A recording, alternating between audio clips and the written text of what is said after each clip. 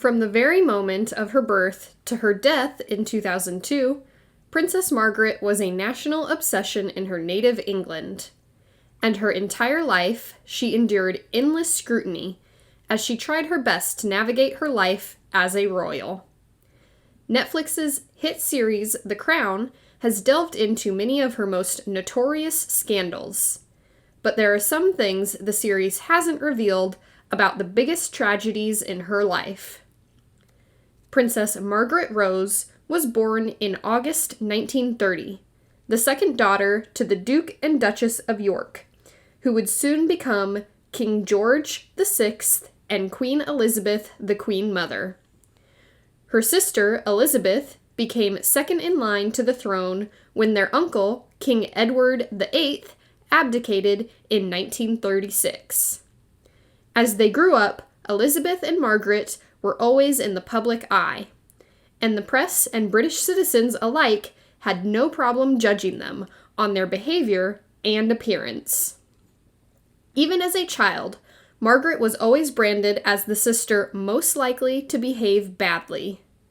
In a 1970 interview, she said, "When my sister and I were growing up, she was made out to be the goody-goody one. That was boring, so the press tried to make out that I was wicked as hell." Though much of the nation, and allegedly her own sister, viewed Margaret as a problem child, her father loved her unconditionally. King George VI was prone to spoiling Margaret. According to one source, his youngest daughter was his pet, and it was widely reported that he called her his joy. Margaret remained close to her father as she grew up. She even dined with him the night before he died, and by all reports, she was truly devastated when he died, and carried that grief with her the rest of her life. Not long after her father died, Margaret sought solace with one of his closest confidants, his equerry, Group Captain Peter Townsend. Though she was just 22 years old, and he was 16 years older than she was, they began an intense love affair.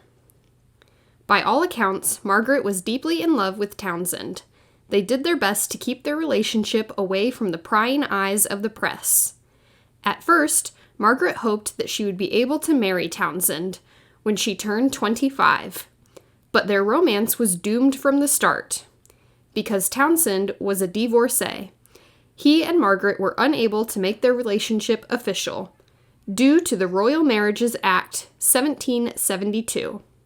Queen Elizabeth tried to intervene, but any solution that allowed for Margaret's matrimony would have required her to give up her royal titles and the extravagant lifestyle that went with them.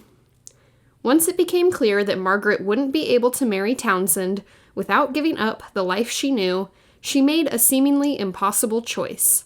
She ended her relationship with the group captain and informed the public with a heartbreaking statement. "I have been aware that, subject to my renouncing my rights of succession, it might have been possible for me to contract a civil marriage. But, mindful of the Church's teachings that Christian marriage is indissoluble, and conscious of my duty to the Commonwealth, I have decided to put these considerations before any others." She and Townsend made a pact never to marry anyone else, but a few years later, he wrote to her to inform her he was indeed engaged to a girl that was just 19 years old. Margaret was devastated, and she took drastic measures to try to get over her former lover. After Margaret and Townsend broke up, she did her best to move on. In 1956, just a year after her very public breakup, the princess was eager to hurry up and find a partner she could actually marry. She quickly settled on Billy Wallace, a longtime family friend. But once their engagement was official, her fiancé immediately proved to have a wandering eye. Wallace traveled to the Bahamas shortly before he and Margaret were due to formally announce their pending nuptials. But while he was there, he enjoyed a tryst with another woman. For some inexplicable reason, he told Margaret everything when he returned to England, and she once again realized that her marriage was not meant to be. She broke up with Wallace before the news could spread of their engagement. And while it seems she was never truly in love with her childhood friend, his betrayal still stung. Sadly, Margaret was due to face even more romantic ups and downs in the years to come. When Margaret met photographer Anthony Armstrong Jones in 1958, the pair hit it off. At first, they kept their blossoming romance a secret, so much so that it took everyone by surprise when they announced their engagement in 1960. Some members of her family and their inner circle didn't take kindly to Margaret's choice of a spouse. They hoped she would have married another royal, or at least an aristocrat. But Margaret remained firm in her choice, and she and Anthony Jones married in May of 1960. Their ceremony was the first to be broadcast on television, and their relationship remained in the public eye. When the spotlight was on the young couple, they tried to play their parts of newlyweds, but behind closed doors, their relationship was less than stellar. Armstrong Jones and Margaret's marriage was reportedly fraught with tension, even in its early years. They struggled to connect and were prone to arguing.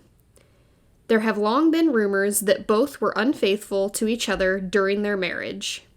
Margaret is said to have enjoyed trysts with everyone from Peter Sellers to Mick Jagger. And though they had 2 children together and attempted to raise them as a unit, they ultimately couldn't make it work. Armstrong Jones and Margaret remained unhappy in their marriage until 1976, when they separated. 2 years later, they made the formal announcement. They were getting a divorce. The news sent shockwaves through Great Britain. It was the first modern royal divorce. The pair reportedly remained friends following their split. But Margaret had made history, and to many, the dissolution of her marriage was viewed as a shameful piece of the royal family's legacy. As a divorcee, with few responsibilities outside of the occasional royal duty, Margaret was restless and indulgent.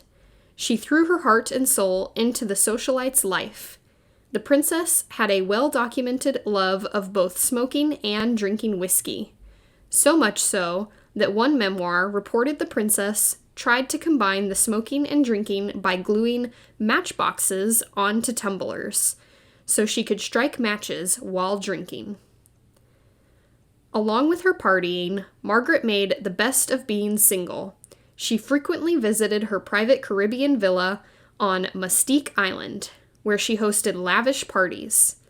But while she was living it up, she was also criticized heavily for her extravagance by the British press. Margaret found herself in the middle of another scandal when the public learned of her affair with Roddy Llewellyn, a landscape gardener 17 years her junior. Through it all, Margaret remained defiant of the traditions she was expected to follow. But she may have been hiding a secret pain in the midst of her hedonistic lifestyle. By the time she was in her 50s, Margaret began to suffer frequent health problems. In 1985, she had a section of her lung removed. In 1998, she had a stroke. The following year, she spent several weeks in the hospital after scalding her feet in a bathing accident that limited her mobility for the rest of her life.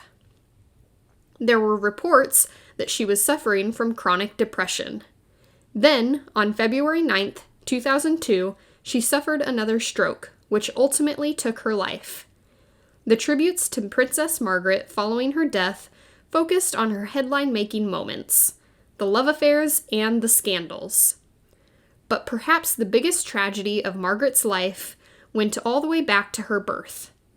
By most accounts, Elizabeth and Margaret had a close bond, despite their differing personalities and roles in the royal family. But Margaret did struggle with her own position as princess, and the shadow that her sister cast over her life.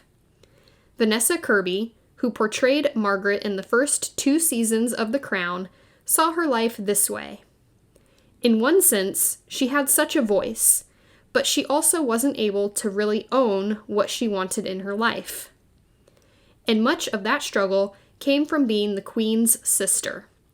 According to a confidant of Margaret's, she once said, "I guess I'll be second best to my grave." What do you think? Scroll down to the comments below. Don't forget to like, share, and subscribe to the channel. Thank you for watching.